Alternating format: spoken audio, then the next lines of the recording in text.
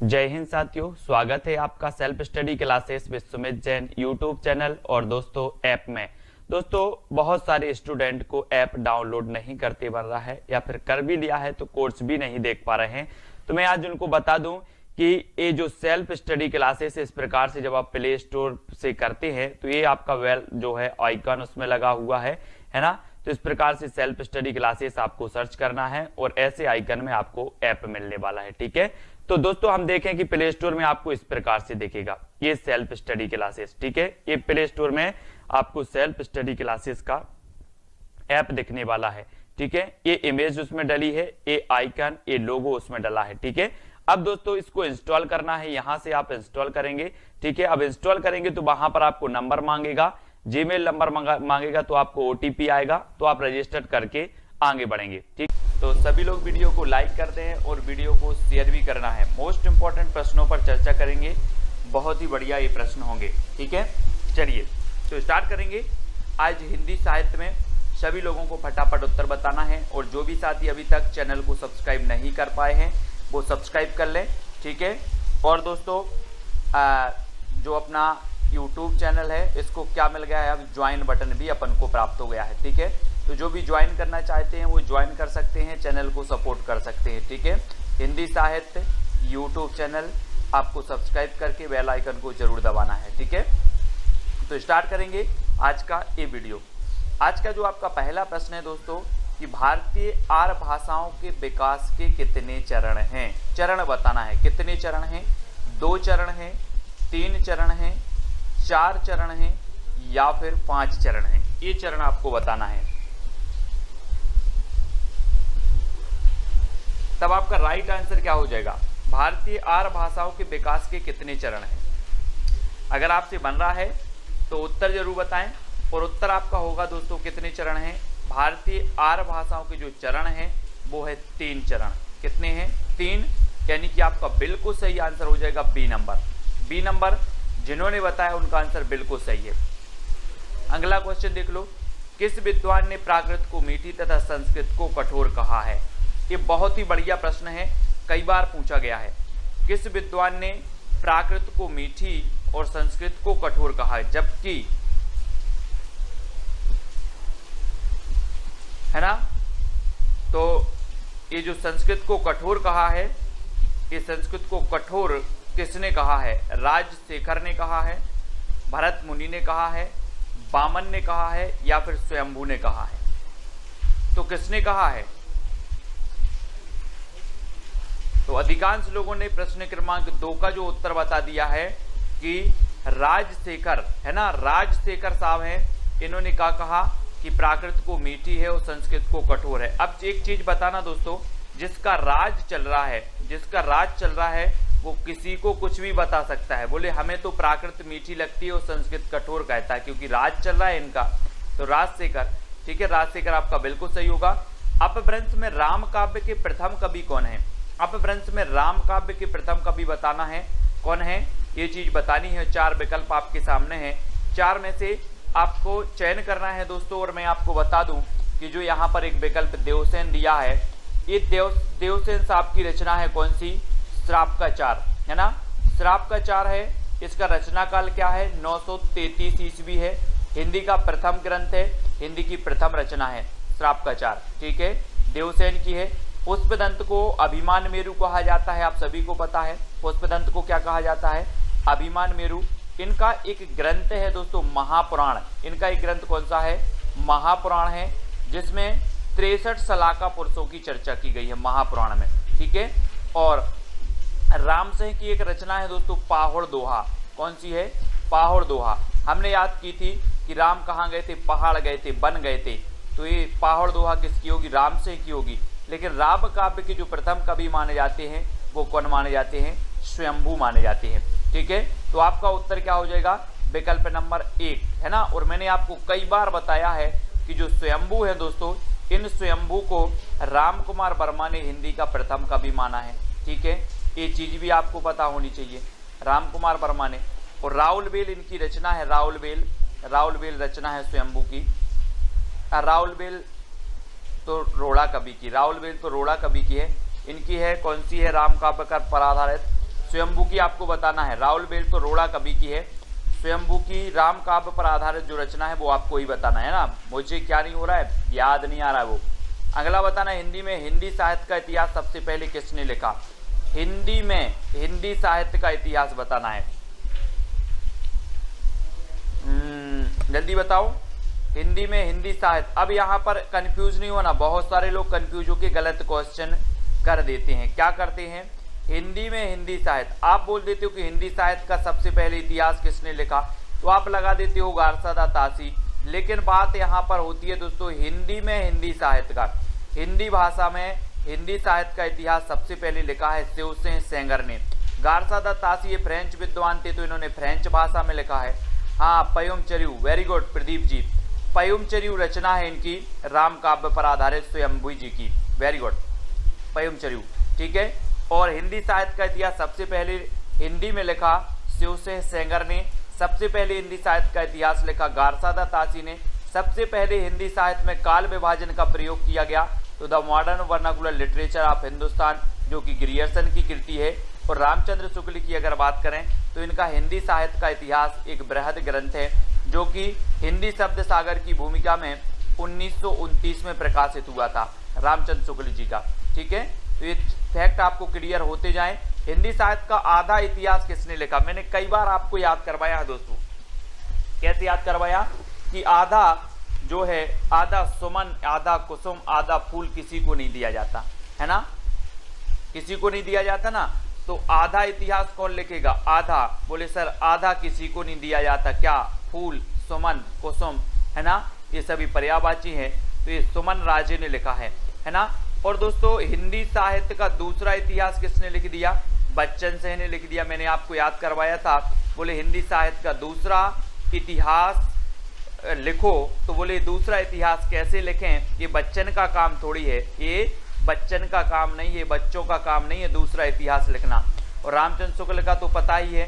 राम कुमार वर्मा ने हिंदी साहित्य का आलोचनात्मक इतिहास लिखा, ठीक है। और सुमन राजे ने हिंदी साहित्य का आधा इतिहास लिखा। तो ये चीज भी आपको क्लियर हो गई। अगला आपको बताना दोस्तों, रीतिकाल को अंधकार काल किसने कह दिया? अंधकार काल मिश्र बंधुओं ने क्या कहा है? त्रिलोचन ने क्या कहा है? मिश्र बंधुओं ने आपको पता है इन्होंने क्या कह दिया? अलंकृत काल, है ना। क्या कह दिया? मिश्र बंधुओं ने क्या कह दिया? त्रिलोचन ने तो आपको बताना है दोस्तों, अंधकार काल जो कहा है वो किसने कहा है?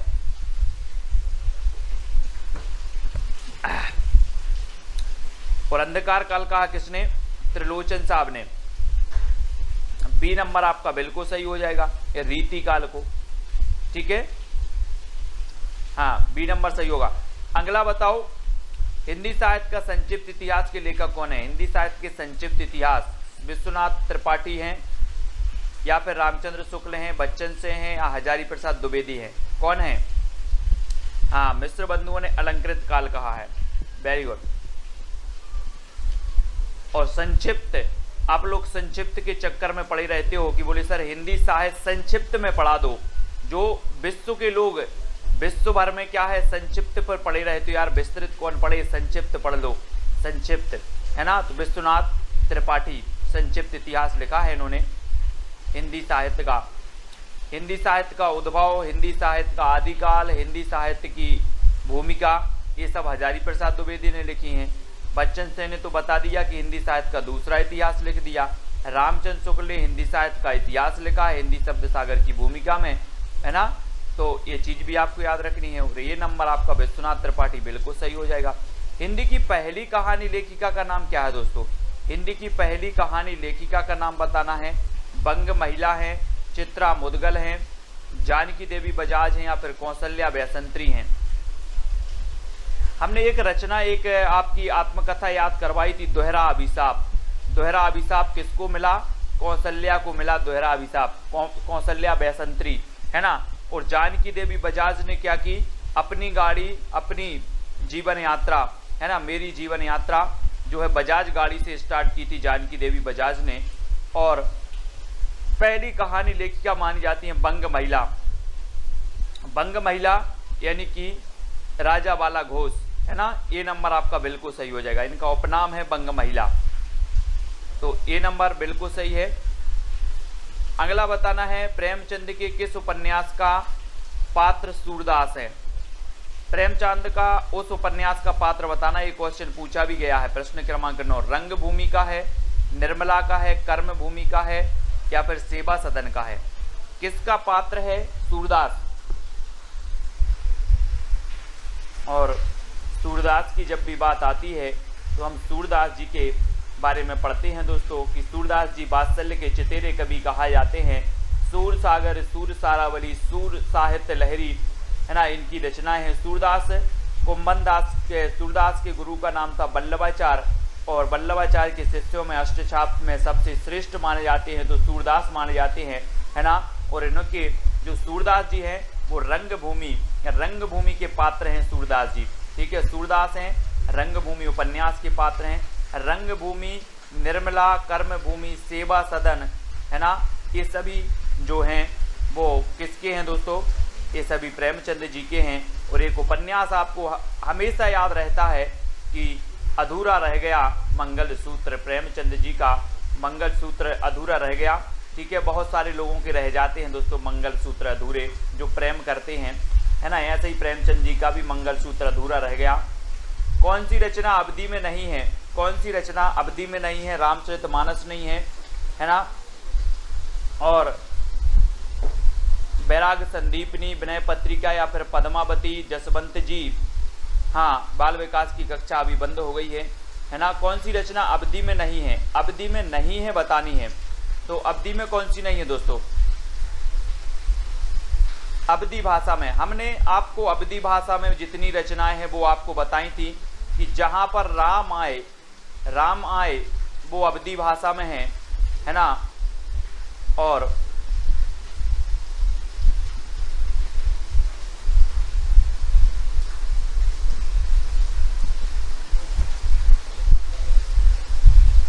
तो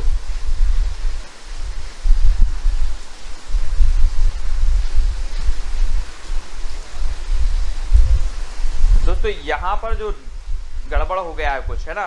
क्या गड़बड़ हो गया, रामचरितमानस भी आपकी अवधि में है, पद्मावत भी आपकी अवधि में है, ठीक है। लेकिन आपकी जो विनय पत्रिका और बैराग संदीपनी जो है ना, ये जो सी नंबर है और जो बी नंबर है ये तो ब्रज भाषा में है ना। तो विनय पत्रिका यहाँ पर हालांकि उत्तर दिया है सी नंबर विनय पत्रिका, ठीक है। तो विनय पत्रिका ब्रज में है, विनय, है ना, मंगल और राम आए। तो बैराग संदीपनी भी आपकी ब्रज भाषा में है ना, ब्रज में है। तो बी और सी ये दोनों ही आपके सही होंगे। ये अवधि में नहीं है, पद्मावत अवधि में है, रामचरितमानस भी अवधि में है, ठीक है। अगला बताना है आपको सिद्धों ने किस भाषा शैली में रचनाएं की हैं। सिद्धों में संधा या फिर संध्या, संध या फिर, हाँ, हमारे पीछे क्वेश्चन दिखाई नहीं देते, संध्या। तो बताना है किस भाषा शैली में रचनाएं लिखी हैं सिद्धों ने। विनय पत्रिका भी ब्रज में है, हाँ। तो प्रश्न क्रमांक 11 का उत्तर बताना है और 11 का आपका बिल्कुल सही आंसर क्या हो जाएगा, 11 का। इन्होंने दोस्तों संधा भाषा, यहाँ पर संध भी नहीं है, संध्या भी नहीं है, संधा भी नहीं है, संधा सही होगा, संधा भाषा शैली में इन्होंने रचनाएं की हैं। किसने, सिद्धों ने, है ना। तो याद रख लेना, सिद्धों की संख्या कितनी बताई है, 84 बताई है ना। सरहपा क्या है, इसके प्रमुख है। सरहपा की एक रचना कौन सी है, दोहा कोश इनकी रचना है सरहपा जी की। और सरहपा को राहुल जी ने, यानी कि राहुल सांकृत्यायन ने हिंदी का प्रथम कवि माना है ना। तो ये चीज भी याद रखनी है। सिद्धों में डॉक्टर रामकुमार वर्मा ने संधि काल का समय क्या माना है। जी हाँ दोस्तों, बढ़िया ही प्रश्न है। रामकुमार वर्मा के बारे में मैं आपको हमेशा बताता हूँ कि रामकुमार वर्मा ने हिंदी साहित्य का आलोचनात्मक इतिहास लिखा, वो भी कैसा लिखा, अधूरा लिखा, है ना। हिंदी साहित्य का जो आलोचनात्मक इतिहास है ये अधूरा है दोस्तों, इसमें केवल भक्ति काल तक ही वर्णन मिलता है आलोचनात्मक इतिहास में, है ना। लेकिन जो राम कुमार वर्मा हैं इन्होंने संधि काल का जो समय माना वो क्या मान लिया, संधि काल का। प्रश्न क्रमांक 12 का आंसर बताना है दोस्तों, और आपका बिल्कुल सही आंसर होगा 750 से 1000 का जो काल है इन्होंने संधि काल माना, और संधि काल के बाद इन्होंने चारण काल माना, चारण है ना, चारण काल। तो आपको याद रख लेना है, हिंदी साहित्य के आदि काल को चारण काल किसने कहा है, ऐसा क्वेश्चन आता है तो चारण काल अपने ग्रियर्सन साहब ने भी कहा है और इन्हीं राम कुमार वर्मा जी ने भी कहा है। 750 से 1000 का काल इन्होंने संधि काल माना है राम कुमार वर्मा जी ने, ठीक है। तो ये नंबर आपका बिल्कुल सही हो जाएगा, ठीक है। अगला क्वेश्चन देख लो, हिंदी साहित्य के प्रारंभिक काल को जय काल किसने कहा, जय है ना, जय काल बताना है किसने कहा, रमाशंकर शुक्ल रसाल ने, महावीर प्रसाद द्विवेदी ने, मोहन अवस्थी ने या ग्रियर्सन ने। तो जय काल बताना है दोस्तों, किसने कहा ये जय काल। यहाँ पर अगर हम बात करें कि महावीर प्रसाद द्विवेदी ने तो बीज वपन काल कह दिया है ना, रमाशंकर शुक्ल रसाल ने तो दोस्तों क्या कह दिया, रमाशंकर शुक्ल रसाल ने क्या कह दिया, क्या कह दिया है ना, राम और शंकर की क्या हो, जय हो, जय हो, है ना। और यहाँ ये चीज याद रखनी है, जय काल, जय किसकी हो, राम की और शंकर की। तो आपका जय काल किसने कहा, रमाशंकर शुक्ल रसाल ने। मोहन अवस्थी, और अवस्थी से अवस्था हो जाएगा दोस्तों, अवस्थी से अवस्था। और जब आपकी अवस्था, जितने लोग देख रहे हैं सभी की अवस्था अगर बुढ़ापे की आ जाए तो लाठी का आधार ले लेना। इस प्रकार से जो लाठी होती ना, लाठी का आधार ले लेना। तो आधार काल कहा मोहन अवस्थी ने, है ना। बोले सर अवस्था हो गई है मेरी, अब मैं लाठी के आधार पर चलता हूँ, आधार। तो अवस्था हो गई तो आधार लेना है, ठीक है। तो आधार काल इन्होंने कहा है मोहन अवस्थी जी ने, याद रखना है। अगला क्वेश्चन बताना है, घोटन रचना का संबंध किस विधा से है। घोटन होने लगी किस विधा, आत्मकथा, रेखा चित्र, कहानी या फिर उपन्यास से। तो आत्मकथा भी आपने पढ़ी है, हिंदी की प्रथम आत्मकथा हम पढ़ते अर्धकथानक बनारसी दास जैन की, ठीक है। और अर्धकथा हम पढ़ते हैं नगेंद्र की आत्मकथा, है ना। आत्मकथा हम नगेंद्र की पढ़ते हैं, अर्धकथा, और अर्धकथानक हम पढ़ लेते हैं किसकी, अर्धकथानक बनारसी दास जैन की, है ना। तो ये चीज भी आपको याद रखनी है। और जो घोटन रचना है ये किसकी है, आत्मकथा है, आत्मकथा की है ये, है ना। और 1 नंबर आपका बिल्कुल सही हो जाएगा, ठीक है। हाँ, मोहन का आधार कार्ड, मोहन का आधार कार्ड तो Aadhaar card, very good, very good. Om Prakash Valmiki, है ना, ओम प्रकाश वाल्मीकि है, ये नंबर आपका बिल्कुल सही हो जाएगा, वेरी गुड। परवेज कुरैशी जी, ये ओम प्रकाश वाल्मीकि की क्या है, आत्मकथा है ना, घोटन। अगला देखो, गर्दिश के दिन, बहुत ही कई बार मैंने आपको बताया है कि ये गर्दिश के दिन ये आत्मकथा है, किसकी है, कितने पाकिस्तान, आपको पता है कितने पाकिस्तान एक रचना लिखी है, किसने लिखी है, किसने लिखी, कितने पाकिस्तान, कितने पाकिस्तान। मैंने आपको याद करवाया था, बोले सर पाकिस्तान कितने हैं।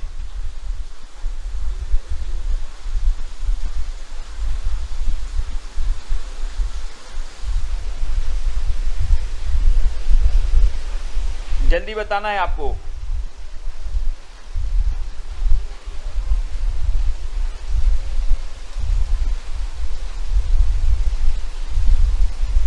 गर्दिश के दिन आत्मकथा बताना है।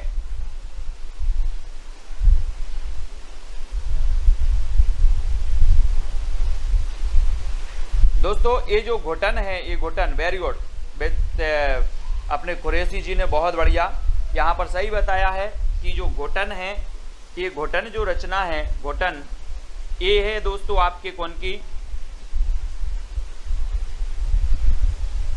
बहुत बढ़िया तरीके से बताया है अपने कुरैशी जी ने, बहुत बढ़िया, धन्यवाद, है ना। घोटन जो रचना है ये रमाशंकर आर्य की है, यहाँ पर याद रख लेना। आत्मकथा है ये किसकी है, रमाशंकर आर्य, है ना, ये रमाशंकर आर्य की है घोटन, है ना, इसको याद रखेंगे। और जो हमने बताई थी कि जो घुटन वाल्मीकि है, जूठन है ना, जूठन वाल्मीकि साहब की है। जूठन जो है, जूठन वाल्मीकि आत्मकथा है, और ये घुटन जो आत्मकथा है रमाशंकर आर्य की है। ठीक है, ये चीज याद रखनी, रमाशंकर आर्य की है ना। हाँ,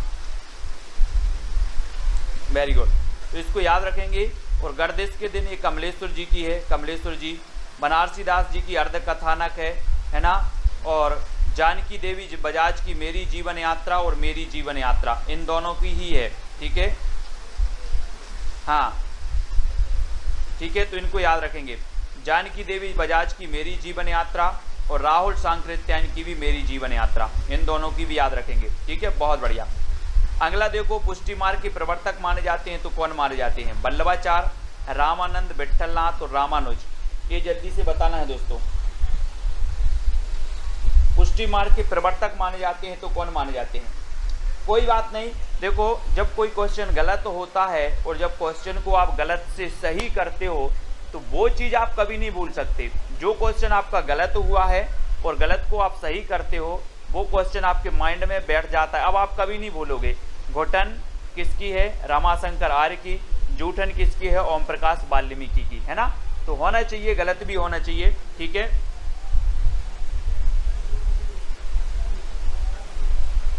ठीक है, तो ये चीज भी आपको याद रखनी है।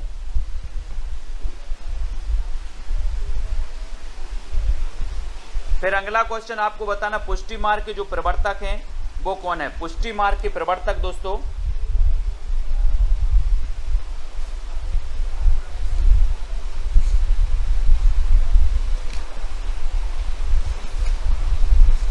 पुष्टि मार्ग के सभी लोग प्रवर्तक बताएंगे, सभी लोगों को पता है। और पुष्टि मार्ग के जो प्रवर्तक माने जाते हैं वो कौन माने जाते हैं? वल्लभाचार्य, है ना। वल्लभाचार्य, यानी कि आपका जो वल्लभाचार्य जी हैं, ए नंबर आपका बिल्कुल सही हो जाएगा। पुष्टि मार्ग के प्रवर्तक हैं वल्लभाचार्य, ए नंबर। ठीक है,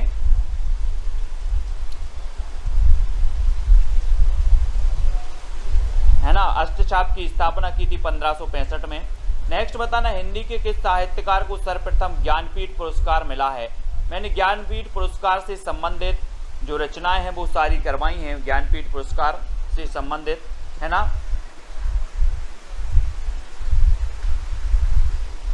और सर्वप्रथम ज्ञानपीठ पुरस्कार किसे मिला, ये चीज भी बतानी है। तो दोस्तों, हम जब ज्ञानपीठ पुरस्कार पढ़ते हैं तो सर्वप्रथम हिंदी में जो ज्ञानपीठ पुरस्कार मिला वो 1968 में मिला चिदम्बरा के लिए सुमित्रानंदन पंत को, है ना। 72 में अपने दिनकर जी को मिल गया, उर्वशी, है ना। कैसे याद किया था कि दिन में बसी, दिन में उर्वशी, दिन में उर्वशी तो दिनकर, और 72 साल की हो गई उर्वशी, है ना। उर्वशी महादेवी वर्मा जी की यामा, यामा के लिए मिला यानी 1982 में। ठीक है, और अज्ञेय के लिए मिला 1978 में मिल गया इन्हें। ठीक है, तो इनको सभी को याद रखना है। ये जो अपने ज्ञानपीठ पुरस्कार वाली रचनाएं थे, जो साहित्यकार थे, वो भी आज की वीडियो में ही अपन ने याद किए हैं, है ना। तो ये तो सभी को याद हैं। शब्दार्थ शरीरम तावत्य काव्यम, ये परिभाषा किसने दी है? शब्दार्थ शरीरम तावत्य काव्यम, है ना। चिड़िया ने चीऊ किया, हाँ, चीऊ किया। तो भामह, बामन, मम्मट, आनंदवर्धन। तो शब्दार्थ शरीरम तावत्य काव्यम, ये जो परिभाषा दी है वो किसने दी है? और आपका बिल्कुल सही आंसर होगा। मैं आपको बता दूं दोस्तों, रीति संप्रदाय के प्रवर्तक कौन माने जाते हैं? बामन।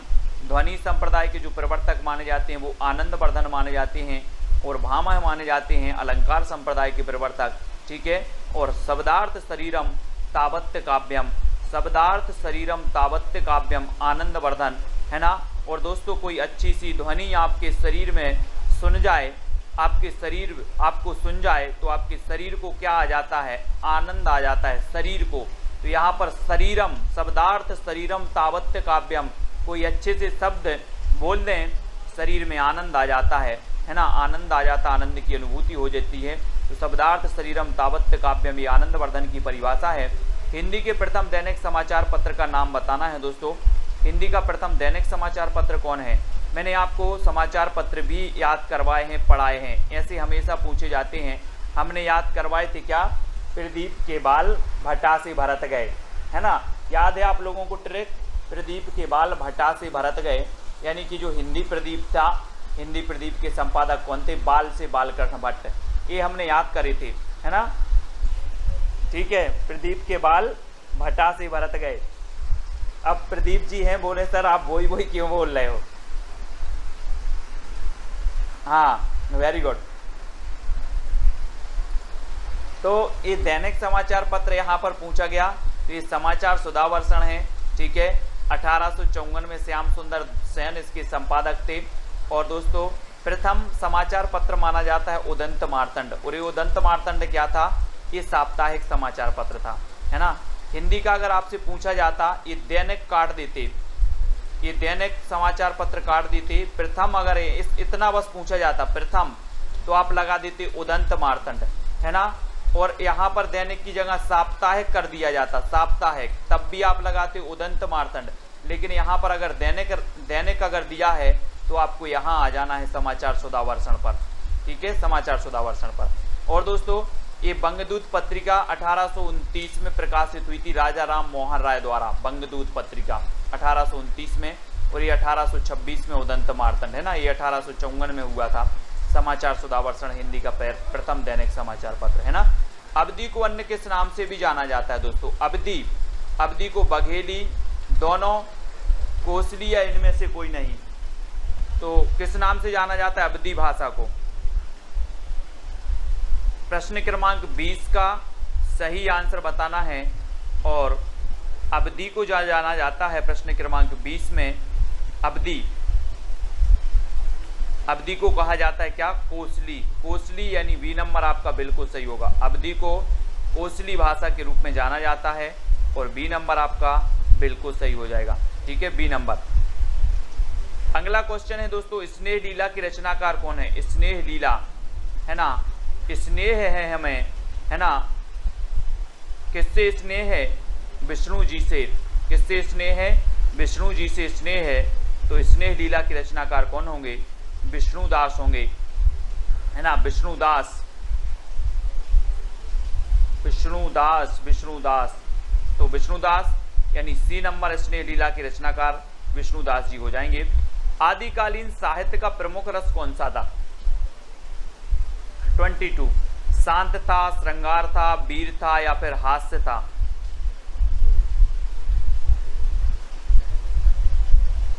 आदिकालीन साहित्य का प्रमुख रस कौन सा था दोस्तों, आपने पता है कि रामचंद्र शुक्ल ने 12 रचनाओं के आधार पर इस आदिकाल का नाम रख दिया वीर गाथा काल, है ना, वीर गाथा काल रख दिया, 12 रचनाओं को प्रामाणिकता का आधार माना, और वीर रस का जो इसमें प्रधान था, और आश्रय कवि हुआ करते थे, मतलब जो है विभिन्न प्रकार के जो आश्रित राजाओं के आश्रित थे उनकी यशोगान का वर्णन करते थे, तो पूर्ण रूप से इन ग्रंथों को प्रामाणिक नहीं माना गया, ठीक है।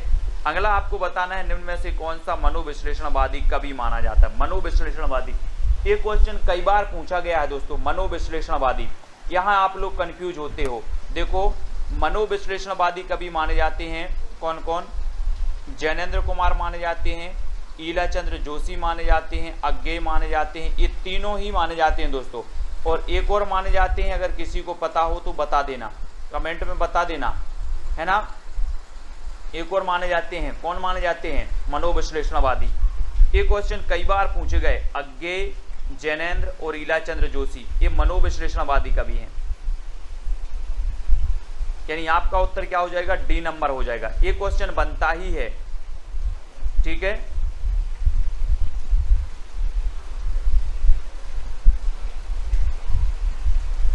डॉक्टर देवराज, है ना, डॉक्टर देवराज जो हैं वो भी माने जाते हैं, डॉक्टर देवराज, ठीक है, याद रख लेंगे, वेरी गुड। परवेज खुरैशी जी, डॉक्टर देवराज भी मनोविश्लेषणवादी माने जाते हैं ना, तो ये चीज भी आपको याद रखनी है, बहुत बढ़िया।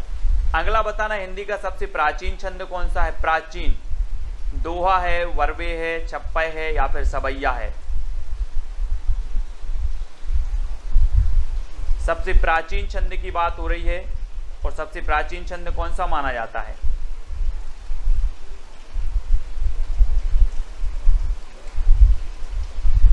तब आपका बिल्कुल सही आंसर होगा दोस्तों कि छंद माना जाता है प्राचीन दोहा, दोहा माना जाता है, यानी कि ए नंबर आपका दोहा बिल्कुल सही हो जाएगा। ठीक है, दोहा प्राचीन छंद है और दोहा में आप पढ़ते हैं ना 13-11। निम्न में से कौन सा तार सप्तक का कवि नहीं है? तार सप्तक है ना, 4 तार सप्तक प्रकाशित हुए दोस्तों, और तार सप्तक मैंने याद भी करवाए थे, तार सप्तक के कवि याद करवाए थे, है ना। तार सप्तक की बहुत सारी चीज़ें आपको ट्रिक बताई थी और नेक्स्ट वीडियो भी मैं बताने वाला हूँ। तार सप्तक के कवि प्रथम के कौन हैं, द्वितीय के कौन हैं, तृतीय के कौन हैं, है ना। नैमी मुक्त भारत की प्रभा गिरी राम की आज्ञा से, कोड है एक तार सप्तक का, नैमी मुक्त भारत की प्रभा गिरी राम की आज्ञा से। ये ऐसा कोड मैं आपको कर करके बताऊंगा। और तार सप्तक के नैमीचंद्र जैन भी हैं, मुक्तिबोध भी हैं, अज्ञेय भी हैं, तो कौन नहीं है? रामधारी से दिनकर साहब नहीं है, दिनकर यानी सी नंबर। ठीक है, दिनकर साहब नहीं है। रामायण महानाटक के रचयिता कौन है दोस्तों? ये 1610 का नाटक है, ये पूछा गया है LT ग्रेड में पूछा गया, यूपी LT ग्रेड में, है ना, कि रामायण महानाटक की रचना कौन है? ज्योतिश्वर ठाकुर हैं, नाबादास हैं, प्राणचंद्र चौहान हैं, या फिर दामोदर कवि हैं। तो आपको पता है कि रामायण हमारी क्या है? प्राण है। तो रामायण महानाटक के रचयिता कौन होंगे? प्राणचंद्र चौहान, है ना। और एक रचना है वर्ण रत्नाकर, वर्ण काय में पढ़ना है? वर्णमाला या फिर वर्ण पढ़ना है हमें ज्योति में, अंधेरे में नहीं पढ़ना है, ज्योति में पढ़ना है। तो वर्ण रत्नाकर ज्योतिश्वर ठाकुर की है। भक्तमाल आपको पता है नावादास की है भक्तमाल। ठीक है, और दामोदर कवि की कौन सी है? दामोदर कवि की आपको बताना है कौन सी है, कमेंट में लिखो फटाक से। दामोदर कवि की रचना कौन सी है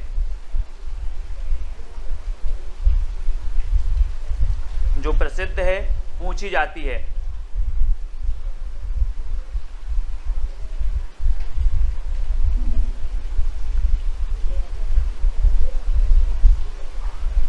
जल्दी से बताओ कौन सी है दामोदर कवि की रचना, कमेंट में आपको लिख देना है। और अगले प्रश्न की ओर बढ़ जाते हैं। अगला है दोस्तों, कबीर की भाषा को सादुक्कड़ी किसने कहा है? सादुक्कड़ी, हाँ वेरी गुड परवेज जी। उक्ति व्यक्ति प्रकरण, है ना, उक्ति व्यक्ति प्रकरण। उक्ति व्यक्ति प्रकरण किसकी है? दामोदर, पंडित दामोदर शर्मा की है। ठीक है, वेरी गुड। उक्ति व्यक्ति प्रकरण है ना, SG राकेश जी। अब सादुक्कड़ी, कबीर की भाषा को सादुक्कड़ी किसने कहा? सादुक्कड़ी, सादुक्कड़ी बताना है। एक दोस्तों आपने पढ़ा था पंचमेल खिचड़ी, पंचमेल खिचड़ी। बोले दोस्तों जब पंचमेल खिचड़ी बनेगी तो पंचमेल खिचड़ी विभिन्न प्रकार के मेल किया जाएगा तो ये कैसी होगी? सुंदर होगी। कैसी होगी? सुंदर होगी। तो श्याम सुंदर ने कहा था, क्या कहा था? पंचमेल खिचड़ी कहा था। लेकिन सादुक्कड़ी किसने कहा था? तो सादुक्कड़ी कहा था किसने? शुक्ल जी ने, है ना, शुक्ल जी ने। और हजारी प्रसाद द्विवेदी ने क्या कहा था? वाणी का डिक्टेटर, कबीर को वाणी का डिक्टेटर कहा द्विवेदी जी ने, है ना। रामचंद्र शुक्ल जी ने सादुक्कड़ी कहा, पंचमेल खिचड़ी कहा श्याम सुंदर ने। ठीक है, श्याम सुंदर। तो कबीर की भाषा को फिर पूछ लिया गया पंचमेल खिचड़ी। तो पंचमेल खिचड़ी कैसी होगी? कैसी होगी पंचमेल खिचड़ी? सुंदर होगी, सुंदर, है ना। बोले सर बहुत सुंदर खिचड़ी थी पंचमेल खिचड़ी, है ना। तो श्याम सुंदर दास, बाबू श्याम सुंदर दास ने कह दिया कि ये जो कबीर दास की भाषा है ये तो पंचमेल खिचड़ी है, पंचमेल खिचड़ी। ठीक है, कौन द्विवेदी युग का कवि नहीं है दोस्तों? द्विवेदी युग का कवि कौन नहीं है? वियोगी हरि नहीं है, मैत्रीशरण गुप्त नहीं है, अंबिका दत्त व्यास हैं, या रामनरेश त्रिपाठी नहीं है, बताना है। द्विवेदी युग के आपको पता है कि जो द्विवेदी युग है दोस्तों ये महावीर प्रसाद द्विवेदी जी के नाम पर इस युग का नाम पड़ गया द्विवेदी युग, है ना। और जब महावीर प्रसाद द्विवेदी की बात आती है तो ये 1903 में बन गए सरस्वती पत्रिका के संपादक, है ना। और 1920 तक जमे रहे सरस्वती पत्रिका में, है ना। और सरस्वती पत्रिका की जब बात आती है तो सरस्वती पत्रिका दोस्तों 1900 में जो है ये प्रकाशित हुई थी। और श्याम सुंदर जो थे वो क्या थे? इसके प्रथम संपादक थे। और दोस्तों इसके जो संस्थापक, संपादक और संस्थापक में बहुत कम कंफ्यूज हो जाता है। सभी लोग में। और चिंतामणि जो घोष थे वो सरस्वती पत्रिका के क्या थे, संस्थापक थे, प्रथम संपादक थे श्याम सुंदर, और 1900 में ये प्रकाशित हुई थी, है ना, तो याद रख लेना है। और द्विवेदी युग का कवि कौन नहीं है, तो कौन नहीं है, अंबिका दत्त व्यास, ठीक है। ये अंबिका दत्त व्यास कौन से युग के हैं, ये भारतेंदु युग के हैं, भारतेंदु युग के हैं, है ना। वियोगी हरि हैं, मैथिशरण गुप्त भी हैं, रामनरेश त्रिपाठी भी हैं, ठीक है, तो इनको अपन याद रखेंगे। अगला बताना, अयोध्या से उपाध्याय हरिओद की प्रथम रचना कौन सी है दोस्तों। प्रथम रचना बताना है, कृष्ण शतक है, रस कलश है, प्रिय प्रवास है, या वैदेही वनवास है। तो 30 का आंसर ये कई बार पूछा गया है ना। और अयोध्या से उपाध्याय हरिओद की जब बात आती है दोस्तों, तो इनके बारे में हम पढ़ते हैं कि ठेठ हिंदी का ठाठ, अयोध्या से उपाध्याय हरिओद की कई बार पूछी गई है, ठेठ हिंदी का ठाठ, ठेठ हिंदी का ठाठ, ये रचना कई बार पूछी गई। और प्रिय प्रवास, प्रिय प्रवास तो आपको पता है कि जो प्रिय प्रवास है हिंदी खड़ी बोली का जो है प्रथम महाकाव्य माना जाता है प्रिय प्रवास, ठीक है। और अयोध्या से उपाध्याय हरिओद की ठेठ हिंदी का ठाठ बिल्कुल सही है। और इनकी जो प्रथम रचना मानी जाती है दोस्तों, वो मानी जाती है कौन सी, कृष्ण शतक, है ना, कृष्ण शतक, यानी कि आपका जो उत्तर है वो क्या हो जाएगा, 1 नंबर बिल्कुल सही होगा, ठीक है। 1 नंबर जिन्होंने भी बताया है उनका आंसर बिल्कुल सही हो जाएगा, ठीक है। इनकी प्रथम रचना मानी जाती है, इनकी रसकलश भी है, वैदेही वनवास भी है, कृष्ण शतक भी है, और प्रिय प्रवास भी है, ठीक है। ये सभी लोग याद रखेंगे। जय हिंद साथियों, स्वागत है आपका self study classes with Sumit Jain YouTube channel और दोस्तों ऐप में। दोस्तों बहुत सारे स्टूडेंट को ऐप डाउनलोड नहीं करते बन रहा है, या फिर कर भी लिया है तो कोर्स भी नहीं देख पा रहे हैं। तो मैं आज उनको बता दूं कि ये जो सेल्फ स्टडी क्लासेस इस प्रकार से जब आप प्ले स्टोर से करते हैं तो ये आपका जो है आइकन उसमें लगा हुआ है ना। तो इस प्रकार से सेल्फ स्टडी क्लासेस आपको सर्च करना है और ऐसे आइकन में आपको ऐप मिलने वाला है, ठीक है। तो दोस्तों हम देखें कि प्ले स्टोर में आपको इस प्रकार से दिखेगा ये सेल्फ स्टडी क्लासेस, ठीक है। ये प्ले स्टोर में आपको सेल्फ स्टडी क्लासेस का ऐप दिखने वाला है, ठीक है। ये इमेज उसमें डली है, ये आइकन, ये लोगो उसमें डला है, ठीक है। अब दोस्तों इसको इंस्टॉल करना है, यहां से आप इंस्टॉल करेंगे, ठीक है। अब इंस्टॉल करेंगे तो वहां पर आपको नंबर मांगेगा, जीमेल नंबर मांगेगा, तो आपको ओटीपी आएगा, तो आप रजिस्टर करके आगे बढ़ेंगे, ठीक।